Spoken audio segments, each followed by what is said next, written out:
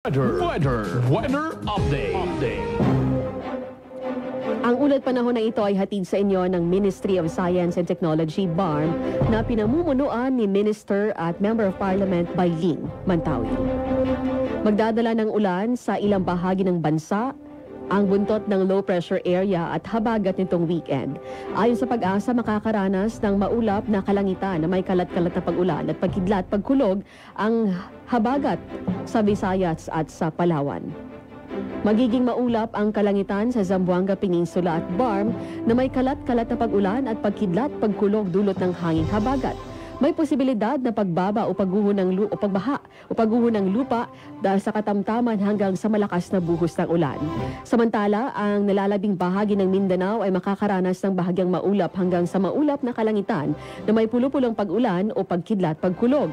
Iiral ang mahina hanggang sa katamtamang hangin mula sa timog kanluran hanggang timog silangan at maging banayad hanggang katamtaman ang pag-alon ng dagat. Ang ulat panahon ay hatid sa inyo ng Ministry of Science and Technology, BARM, na pinamumunuan ni Minister at Member of Parliament Bailin Mantawil.